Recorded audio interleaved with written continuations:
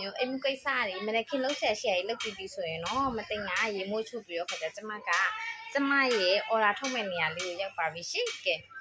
အခုဒီမဲ့သပင်လေးတွေဟာဆိုလို့ရှိရင်ပေါ့နော်ဒီ April Hair 2နှစ်3တာပေါ့နော် April Hair 2နှစ်3တာ5 6ဘူးကုန်ပြီ6ဘူးကုန်ပြီရဲ့နောက်မှာဆိုလို့ရှိရင်ကျမရဲ့သပင်ကခုလိုမျိုးထိမ့်မနိုင်သိမ့်မနိုင်ကိုထွက်တာပါခေါင်းလျှော်ပြီးပေါ့နော်ခေါင်းလျှော်ပြီးတဲ့အချိန်ခေါင်းမလျှော်ရဲ့နေ့တွေမှာလည်းမသိငါသုံးပါတယ်ဒီ April Hair 2နှစ်လေးကိုပေါ့နော်ဒီလိုမျိုးသပင်လေးအရင်ဖွာလန်ကျဲနေရဆိုလို့ရှိရင်လည်းဒီမျိုး hair tonic လေးကိုဖြန့်ပြီးတော့ massage လေးလုပ်ပြီးတော့သပင်လေးကိုဒီလိုမျိုးလေးနှိမ့်နေပေးပါ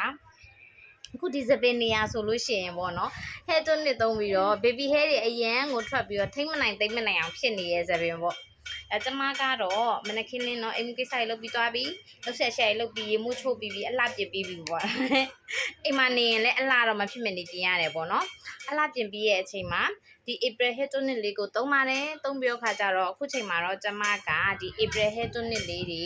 ရဲ့ order လေးကိုထုတ်ပါမယ်ရှင်မသိရှိမှာကအယောင်အများဆုံးอ่ะပေါ့နော်လားဝယ်ပြီးတော့အမေအများဆုံး hair tonic လေးပဲဖြစ်ပါရဲ့ရှင်ဒီ hair tonic လေးอ่ะဆိုလို့ရှိရင်သပင်အရှည်မြန်နဲ့ပေါက်ပြောက်တယ်သပင်ကျွတ်တက်တာတယ်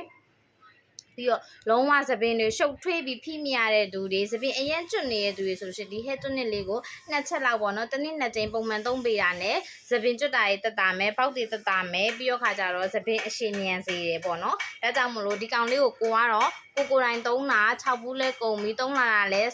ဆွဲသုံးလာတာလဲတစ်နှစ်လောက်ရှိပြီဆိုတော့ခါကြတော့ဒီကောင်လေးကို 100% ရေရေဝုံဝုံအာမခံပြီးရောင်းပေးပါတယ်ရှင်သပင်လုံးဝပေါ့နော်ဥယျာဉ်ပြားမှာပေါ့နော်ပြောင်နေတဲ့နေရာရှိရဆိုလို့ရှိရင်ဖြန့်ပေးပါအမွှေးပေါက်ချင်တဲ့နေရာရှိရင်ဖြန့်ပေးပါပြီးတော့ပြောင်နေတဲ့နေရာမှာမွှေးညင်းပေါက်လေးတွေရှိရဆိုလို့ရှိရင် 100% အာမခံပါတယ်သပင်အတစ်တွေပြန်ထွက်ဖို့ရအတွက် 100% အာမခံပါတယ်ရှင်ကဲမွေးညင်းပေါက်လေးရှိနေတဲ့သပင်ဆိုလို့ရှိရင် April Hair tonic လေးကိုစမ်းသုံးဖို့ comment ပေးချင်ပါတယ်ရှင်ကဲအခုကတော့မသိငါဒီ April Hair tonic လေးတွေကို order ထုတ်ပြီးတော့ခါကြခဏနေ delete လေးပို့ပေးတော့မှာဖြစ်ပါတယ်ရှင်